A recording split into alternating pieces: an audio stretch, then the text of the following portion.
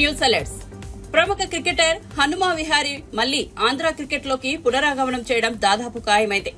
AP మంత్రి నారా లోకేష్ ను కలిసిన హనుమా విహారీ లోకేష్ భరోసా ఇచ్చారని తాను మళ్లీ ఆంధ్ర క్రికెట్ లోకి తిరిగి వస్తానని పేర్కొన్నారు. లోకేష్ తో భేటీ అనంతరం Hanuma Vihari AP deputy CM Pawan Kalyan ను కలిశారు. పిఠాపురంలో పవన్ విజయం పట్ల డిప్యూటీ సీఎంగా వివిధ శాఖల మంత్రిగా బాధ్యతలు చేపట్టడం పట్ల అభినందించారు. ఈ సందర్భంగా హనుమా విహారీ కెరీర్ గురించి పవన్ అడిగి తెలుసుకున్నారు. గత ప్రభుత్వ హయాంలో తాను ఎదుర్కొన్న ఇబ్బందులను, సవాళ్లను విహారీ పవన్ కు వివరించారు. విహారీకి తాము అండగా ఉంటామని పవన్ కళ్యాణ్ కూడా భరోసా ఇచ్చినట్టు తెలుస్తోంది.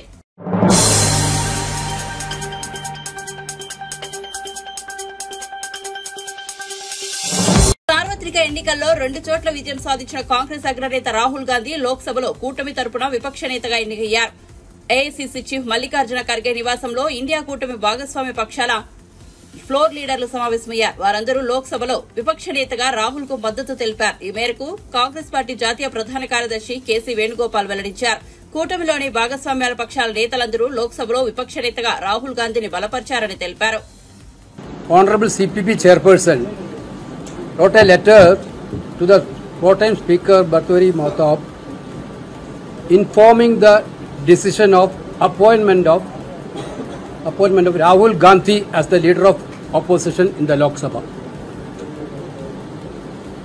Other office bearers will be decided later. That's all. Namaskar.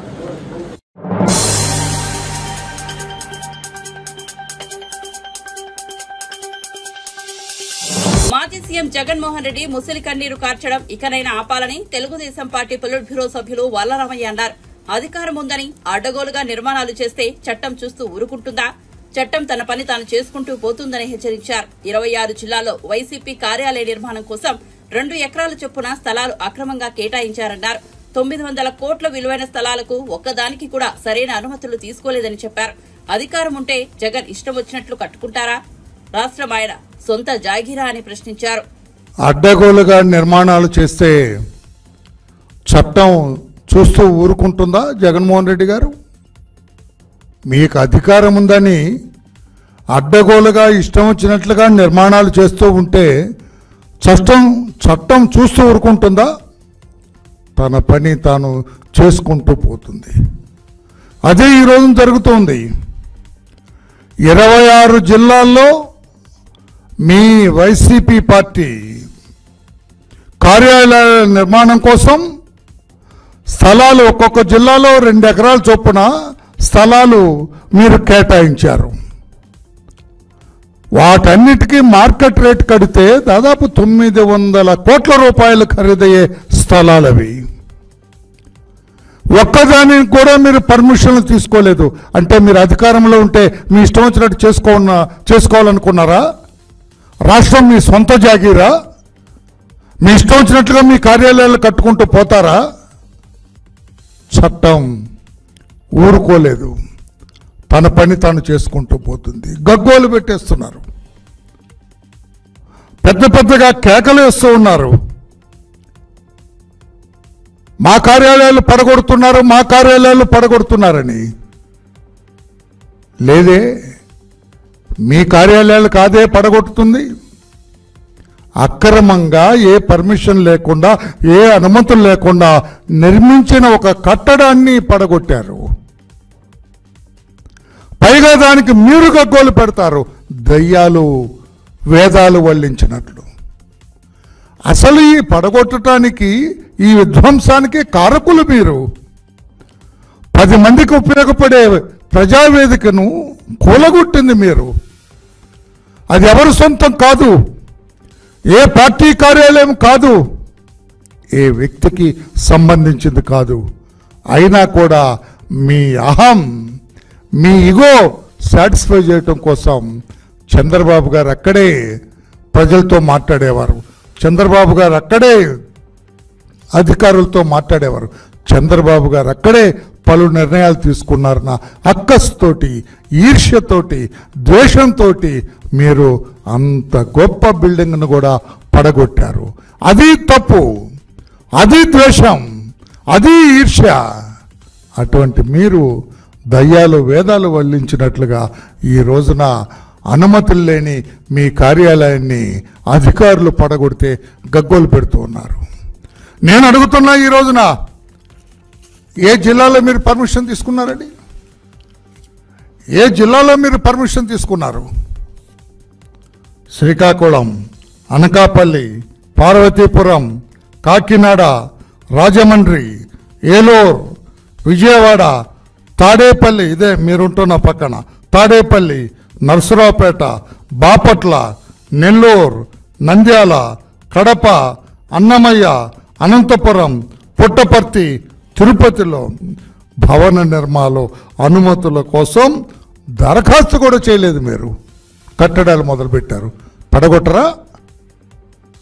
చట్టం చూస్తూ ఊరుకుంటుందా? మీ గవర్నమెంటే, మీ కార్యాలయం తట్టుకుంటారు అంటే అధికారం మీ చేతులు, ప్రజలు మీ చేతికి ఇచ్చింది మీ సొంత పార్టీ భవనాల నిర్మాణం కోసమా? ఇది సరైనది కాదు జగన్మోహన్ రెడ్డి గారు అని చెప్పి కూడా నేను తెలియజేస్తున్నా. కాలువలండి, పంట కాలువలండి, చెరువులండి, సుప్రీంకోర్టు తీర్పుని ఉల్లంఘించారు. గ్రీన్ ట్రిబ్యునల్ ఆదేశాలు, మార్గదర్శకాలు పట్టించుకోకుండా వాటిని కూడా ఆక్రమించుకొని మీ పార్టీ కార్యాలయాలు కట్టుకుంటున్నారు. మీకు ఇంకొక విచిత్రం తెలుసా పాత్రికేయ సోదరులారా? ఈ పార్టీ కార్యాలయాలు అన్నీ కూడా రామ్కి అయోధ్య రామరెడ్డి గారు నిర్మిస్తారట. What is this? ఆయా జిల్లాలో ఉన్న పార్టీ నాయకులు, పార్టీ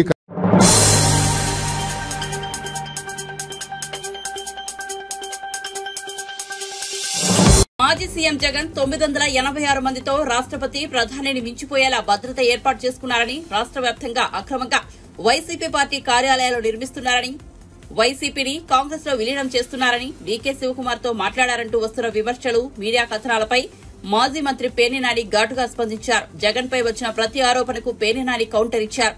ఏపీలో ఫేక్ న్యూస్ ఫ్యాక్టరీలు తమ పని తాము చేసుకున్నాయని, తప్పుడు వార్తలు రాస్తూ తమ మానసిక నైజాన్ని చాటుకుంటున్నాయని విమర్శించారు.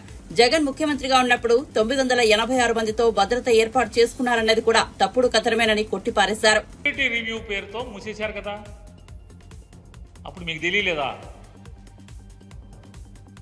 ఏమండి, TV5 వారు అట్లాగే ABN వారు, మరి చంద్రబాబు నాయుడు గారి ఇంటి ముందు అంటే కరకట ఇల్లు అయింది చంద్రబాబు నాయుడు గారిది కాదు, ఆయన నివాసం ఉండేటువంటి ఇంటి రోడ్డు, ఆ రోడ్డు 13 కిలోమీటర్లు జడ్జి గారు, హైకోర్టు జడ్జీలు తప్పితే ఎవరిని వెళ్ళలేదు పరిస్థితే కదా. మరి సీఎం సెక్యూరిటీ ఉన్నప్పుడు ఆ రోడ్డు, సీఎం కాపురం ఉంటున్నప్పుడు సీఎం సెక్యూరిటీ రివ్యూలో ఏ రోడ్డు బ్లాక్ చేస్తే ఆ రోడ్డు బ్లాక్ చేస్తారు. మరి చంద్రబాబు నాయుడు గారికి ఎందుకు బ్లాక్ చేశారు? బ్లాక్ చేశారు కదా. వీళ్ళెళ్ళి ఆ TV5 ఛానల్లో ABN ఆంధ్రజ్యోతి చెప్తాడు, ఇన్నాళ్ళకి మా స్వేచ్ఛ వచ్చింది, మా రోడ్డు మాకు వచ్చేసింది. మరి అక్కడ పోలీస్ గార్డు ఎందుకు తీయలేదు? ఎందుకు తీయలేదు? జగన్మోహన్ రెడ్డి గారి ఇంటి దగ్గర పోలీస్ గార్డు ఎందుకు తీయలేదు? సందు మొదట్లో గార్డు తీసేయాలి కదా. ఎందుకంటే సెక్యూరిటీ రివ్యూ మీటింగ్ జరగలేదు. మీరు అనామతిగా రూల్స్కి విరుద్ధంగా సెక్యూరిటీ రివ్యూ జరగకుండానే మీరు సొంతంగా అధికారాన్ని అడ్డగోలుగా ఉపయోగించి జనాలను వెళ్ళిపోనిమ్మని చెప్పని బెదిరించారు. కాబట్టి జనాలు తీసుకొచ్చారు, టీవీ ఛానల్స్ వచ్చినాయి. ఇవాళ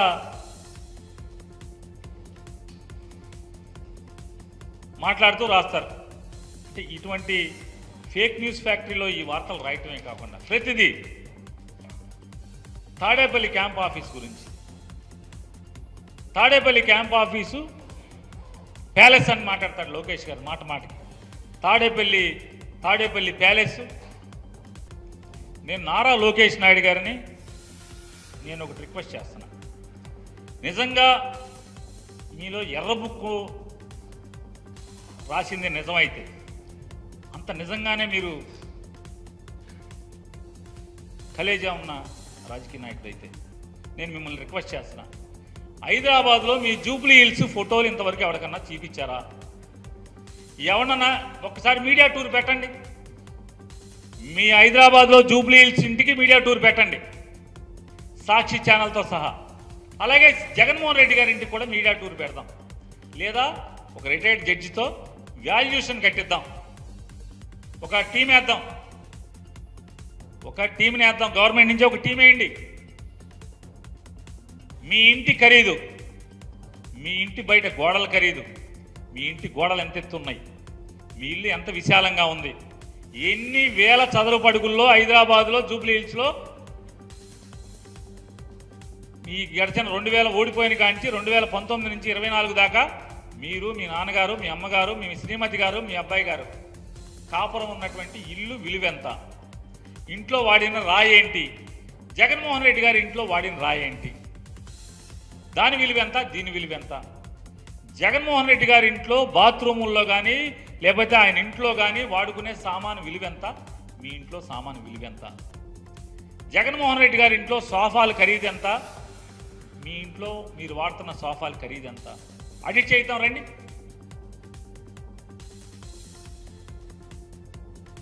నిజంగా మీది ఎర్ర పుస్తకం నిజమైతే ఆడిట్ చేయించండి.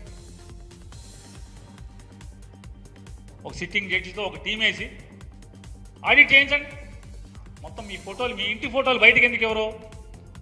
పవన్ కళ్యాణ్ గారు కూడా మీ ఇంటికి వస్తే మీ ఇంటి లోపల సోఫాలో కూర్చున్న ఫోటో ఇస్తారు తప్పితే మొత్తం మీ ఇల్లంతా ఎందుకు తీయనివ్వరు? తీయాలి కదా. మీ ఇల్లు ప్యాలెస్. ఇంతవరకు ఈ ప్రపంచానికి కనీసం ఎవరికి గృహప్రవేశానికి భోజనం కూడా పిల్లలేదు కదా ఎవరిని. మీ ఇంటే రానివ్వరు కదా, ఫోటో తీయనివ్వరు కదా.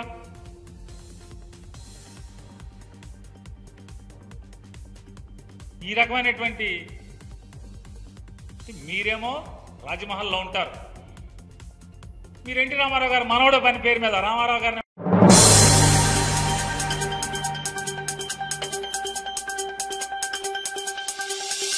బీఆర్ఎస్ అధినేత కేసీఆర్ ని మంగళవారం ఎర్రవెల్లిలోని వారి నివాసంలో పలువురు బీఆర్ఎస్ ఎమ్మెల్యేలు, ఎమ్మెల్సీలు, నాయకులు మర్యాదపూర్వకంగా కలిశారు. ఎమ్మెల్యేలు హరీష్ రావు, వేముల ప్రశాంత్ రెడ్డి, కేపీ వివేకానంద, అరకెపూడి గాంధీ, మాగంటి గోపీనాథ్, మాధవరం కృష్ణారావు, ముఠా గోపాల్, ప్రకాష్ గౌడ్, ఎమ్మెల్సీలు షేరి సుభాష్ రెడ్డి, దండే విఠల్, మాజీ ఎమ్మెల్యే జోగు రామన్న, పార్టీ నాయకులు క్యామ మల్లేష్, రావుల శ్రీధర్ రెడ్డి తదితరులు అధినేత కేసీఆర్ ను కలిసిన వారిలో ఉన్నారు.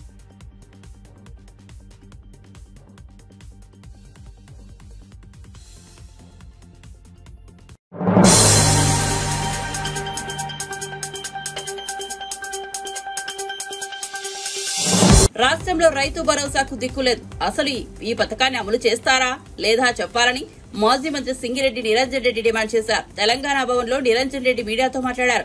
రాష్ట్రంలోని అన్నదాతలకు ఈ వర్షాకాలం నుంచే రైతు భరోసా పథకం అమలు చేయాలి. రైతులకు వెంటనే ఎకరానికి 7,500 రూపాయల చొప్పున సాయం అందించాలి. ప్రభుత్వం ఏర్పాటుకై 7 నెలలైనా సీఎం మంత్రులకు రైతు భరోసా అందించే తీరికలేదా? రుణమాఫీ అమలు చేస్తారా లేదా చెప్పాలని డిమాండ్ చేశారు. రాష్ట్రంలో తిరుగుతూ ఉంటే ప్రజలు ఏమయ్య సార్ మా 2,500 ఏమయ్యని మహిళలు, ఏప్రిల్ మేబీ రెగ్యులర్గా వచ్చే పెన్షన్లే రాలేదు సార్, ఎప్పుడు ఇస్తారని. ఏప్రిల్ మేలో ఇచ్చే పెన్షన్స్, ఆసరా పెన్షన్స్ ఇవ్వలే రాష్ట్రంలో. రైతులు వానాకాలం వచ్చింది, సీజన్ వస్తుంది, పునాస పంటలు అన్నీ దాదాపు కొల్లికొచ్చినాయి, ఇక వరి నాట్లే ఉన్నాయి, ఇంకెప్పుడు ఇస్తారు, రైతు బంధు ఎప్పుడు ఇస్తారు సార్ మమ్మల్ని అడుగుతున్నారు. కాదా మమ్మల్ని అడుగుతున్నారు, కాదమ్మా మమ్మల్ని అడుగుతున్నారు, ఉన్నది సర్కారు వాళ్ళది కదా అంటే, ఇక మీరు కొట్లాటోళ్ళు కదా అందుకని మిమ్మల్ని అడుగుతున్నాం సార్, మరి మీరే కదా సర్కారును తెచ్చుకుంటే అంటే ఏం చేస్తాం సార్, ఏరి కోరి మొగుడిని తెచ్చుకుంటానంటే వాడు కొట్టినా పడాలి తిట్టినా పడాలి అన్నట్లుంది మా బతుకు అంటున్నారు ప్రజలు. అట్లా రైతు భరోసా వాళ్ళు చెప్పినటువంటిది దేవుడు ఎరుగు. పాత రైతు బంధు కింద ఇచ్చేటువంటి డబ్బులే ఇస్తలేదు సర్కార్, కుంటి సాకులు చెప్తా ఉంది. నేను మొన్న కూడా చెప్పిన, దాని పేరు మీద దీని పేరు మీద మేము విచారణ చేస్తాం, లేకుంటే ఇంకా వివరాలు సేకరిస్తాం, లేకుంటే అందరి అభిప్రాయాలు తీసుకుంటాం, ఇట్లా ఈ రకమైనటువంటి చర్చ చేసుకుంటా దీన్ని వాయిదా వేసుకుంటా పోతున్నారు. రుణమాఫీకి సంబంధించి మళ్ళొకసారి నేను ఇవాళ మళ్ళీ చెప్తున్నాను, ప్రజల దృష్టికి తీసుకొని వస్తున్నాను, ఈ ప్రభుత్వాన్ని కూడా హెచ్చరిస్తున్నాం. మీరు ఎన్నికలప్పుడు ఏం చెప్పినారు, కేసీఆర్ సర్కార్ అమలు చేయకుండా మిగిలిపోయింది మొత్తం ఎంత రుణమాఫీ ఎంత ఉందో అది మొత్తం మేము మాఫీ చేస్తామని చెప్పినారు. మేము గుర్తు చేస్తున్నా వాళ్ళ మళ్ళా. మీరు మొన్న మాట్లాడినప్పుడు క్యాబినెట్ తర్వాత మీరు ప్రకటించినప్పుడు ఏం చెప్పినారు, 2018 నుంచి 2023 డిసెంబర్ అన్నారు. మరి 2018 కంటే ముందు ఏవైతే కేసీఆర్ లేదని మీరు పెడబొబ్బలు పెట్టినరో మరి అది గాలికి పోతుందా, అది ఇస్తారా ఇయ్యరా? బేసిక్ ప్రశ్న. మిగిలిపోయినటువంటి రుణమాఫీ మేము ఆనాడు చెప్పినాం, రెండో విడత అమలు చేసేటప్పుడు 19,000 కోట్లు ఉంది ప్రభుత్వం మీద భారము. సుమారు మేము రెండో విడతలో అమలు చేసుకుంటూ వచ్చినాక మధ్యలో కరోనా వచ్చింది 2 ఏళ్ళు, అందుకని ఆపినాం. 36,000 దాకా ఇచ్చి మిగతావి మేము ఇస్తామని చెప్పినాం. అనుకున్నట్లే ఇస్తూ పోయినాం, కానీ సంపూర్ణం కాలే. 19,000 కోట్లకు గాను 14,000 కోట్ల పైచీలకి ఇచ్చినాం మేము. సుమారు రమారమే 5,000 కోట్లు పెండింగ్లో ఉన్నాయి ఎన్నికలు అయ్యే నాటికి. మేము ఆ మాట కూడా చెప్పినాం ప్రజలకు, ఈ కారణాల వల్ల ఇవ్వలేకపోతున్నాం, ఎన్నికల తర్వాత ఇస్తామని. కానీ కాంగ్రెస్ పార్టీ నాయకులు ఆ పార్టీ పెడబొబ్బలు పెట్టింది ఏంది, మేము ఇట్లా రాగానే అట్లా ఇస్తామన్నారు. డిసెంబర్ 9 చెప్పింది, ఉరుకురుకులాంటి చెప్పారు, ఎదలు దంచుకొని చెప్పాను, గుద్దుకొని చెప్పాను. ఇక తీసుకొని వాళ్ళు ఉంటే ఉరకండి బ్యాంకులకు అన్నారు. ఓ అబ్బాయి ఎన్ని మాటలు ఇక. ఓకే, మళ్ళీ ఇప్పుడు 15 ఆగస్టుకు మీరు వాయిదా వేసుకున్నారు. ఈ లోపల మీరేదో కసరత్తు చేస్తున్నామని చెప్తున్నారు. ఇక్కడ మౌలికంగా మేము అడుగుతున్నది ఏంటంటే, ఆ రోజుకి ఎన్నికల నాటికి ఇవ్వకుండా మిగిలిపోయినటువంటి రుణమాఫీ ఆ రైతాంగానికి అంతా ఇస్తారా ఇయ్యరా మీరు చెప్పాలి. మీరు అమలు చేయదలుచుకున్నటువంటి రుణమాఫీ 5 ఎకరాల లోపు ఉండి భూమి కలిగి ఉండి రుణభారం ఉన్నటువంటి రైతుల వివరాలు ప్రకటించండి. 2 లక్షల రుణాలు తీసుకున్నటువంటి రైతుల యొక్క వివరాలను ప్రకటించండి. ఎవరు ఆ రైతులు, ఎవరికి ఇచ్చినాయి బ్యాంకులు? ఎందుకంటే 5 ఎకరాలకు లోబడి ఉండేటువంటి ఏ రైతులకు కూడా ఈ రాష్ట్రంలో ఏ బ్యాంకు కూడా ₹1,00,000 మించి రుణం ఇయ్యదు. ఇచ్చినట్లుంటే చూపియండి. 2 లక్షల రుణం ఇవ్వాలి బ్యాంకు అంటే ఖచ్చితంగా ఎక్కువ భూమి ఉండాలి. మరి రాష్ట్రంలో ఉన్నటువంటి మొత్తం భూమిలో 1,52,00,000 ఎకరాల భూమిలో, సాగుకు యోగ్యమైన భూమిలో సుమారు 1,36,37,00,000 ఎకరాల భూమి 5 ఎకరాల లోపు ఉన్నటువంటి రైతుల చేతుల్లోనే ఉంది. మరి 2 లక్షలు ఎవరికి ఇస్తారు? ఎంతమంది ఉన్నారు రైతులు? మండలాల వారీగా మీరు జాబితా, గ్రామాల వారీగా మొత్తం ఒక్కో మండలంలో జాబితా విడుదల చేయండి. మేము డిమాండ్ చేస్తాను. ఎందుకంటే మీరు ప్రగల్భాల కొద్దీ మొదలు మాట్లాడేప్పుడు ముఖ్యమంత్రి ఏమన్నాడు, 40,000 కోట్లు అయితే రుణమాఫీ మొత్తం చేసేస్తే ఏక బిగిన చేసి పడేస్తా. ఏముంది?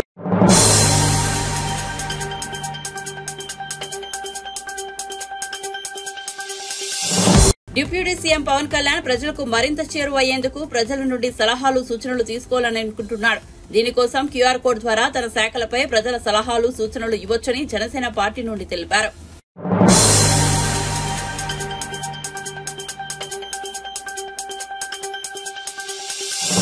వైసీపీ ప్రభుత్వ హయాంలో సాగునీటి పారుదల రంగాన్ని పూర్తిగా నిర్లక్ష్యం చేశారని రాష్ట జలవనరుల శాఖ మంత్రి నిమ్మల రామానాయుడు విమర్శించారు.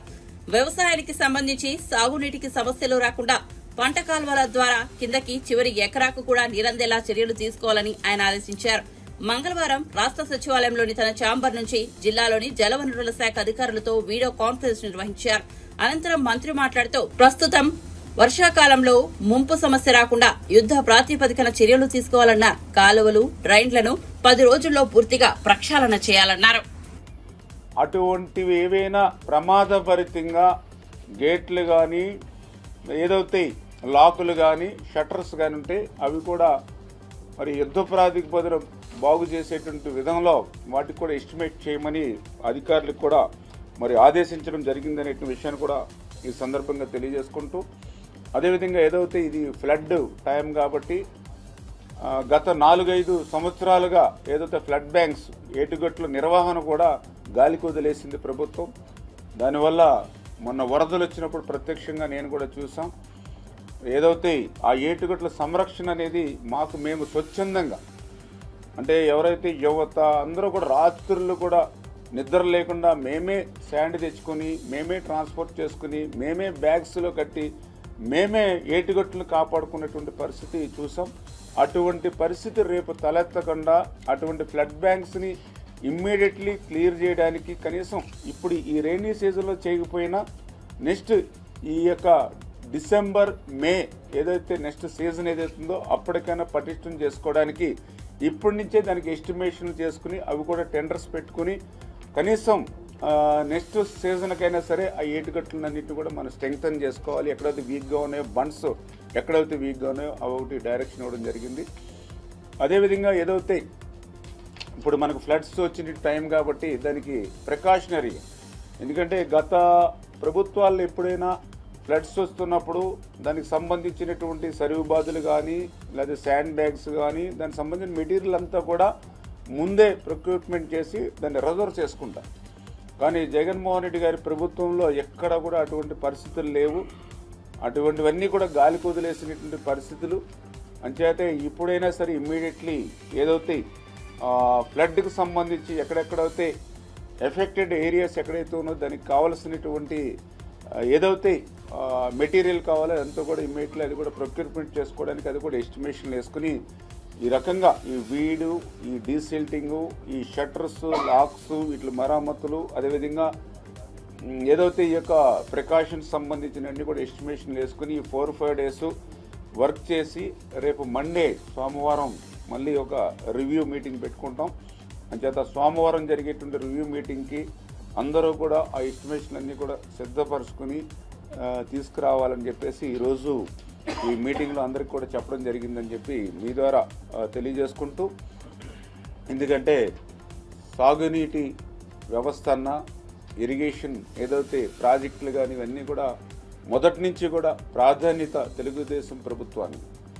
ఈరోజనే కాదు, ఆ రోజు ఎన్టీ రామారావు గారు తెలుగుదేశం పార్టీ పెట్టి తెలుగుదేశం ప్రభుత్వం ఏర్పరిచిన తర్వాత ద ఫస్ట్ టైం ఆంధ్రప్రదేశ్ రాష్ట్రానికి మరి సాగునీటి వ్యవస్థకి ప్రాధాన్యతనిచ్చి ఇరిగేషన్ ప్రాజెక్టులకు ప్రాధాన్యత ఇచ్చి ఆ రోజు ఎన్టీ రామారావు గారు ఏదైతే ప్రారంభించారో దాన్ని చంద్రబాబు నాయుడు గారు కూడా కంటిన్యూ చేసుకుంటూ ఏదైతే నదుల అనుసంధానం ద్వారా ఆంధ్రప్రదేశ్ రాష్ట్రాన్ని ఒక కరువు రహిత రాష్ట్రంగా మార్చాలనేటువంటి ఆలోచనతో ఏదైతే చంద్రబాబు నాయుడు గారి యొక్క ఆలోచనలు ఏవైతే ఉన్నాయో దానికి అనుగుణంగా ఆంధ్రప్రదేశ్ రాష్ట్రంలో కొంచెం కష్టమైన, ఎందుకంటే 5 సంవత్సరాలు వీళ్ళు ఇరిగేషన్ని నిర్వీర్యం చేసేసిన పరిస్థితుల్లో బడ్జెట్ మొత్తం కొలాప్స్ చేసి ఇంకొక 1 year 2 years కూడా పాతవే తీర్చలేనటువంటి పరిస్థితులు నెట్టేసినటువంటి పరిస్థితుల్లో లాస్ట్ 5 years కష్టం. మళ్ళీ ఇప్పుడు మనం ఈ 5 yearsలో చేయవలసిన పనులు అంటే మాకు 5 సంవత్సరాల డ్యూరేషన్ ఉంది, కానీ పని చేయవలసింది మాత్రం 10 సంవత్సరాల పని ఉంది. అదే నేను ఈరోజు అధికారులకు కూడా చెప్పి ఇది ఒక యజ్ఞంలాగా మనందరం కూడా కలిసి పనిచేస్తేనే ఇది నెరవేరుతుంది. అన్నదాతకి సేవ చేసి అన్నదాతకి రుణం తీర్చుకునేటువంటి అవకాశం ఇరిగేషన్ డిపార్ట్మెంటు మనకే ఉంది. కాబట్టి దయవుంచి ఆ కోణంలో అందరం కూడా ఒక టీమ్గా కలిసి పనిచేసి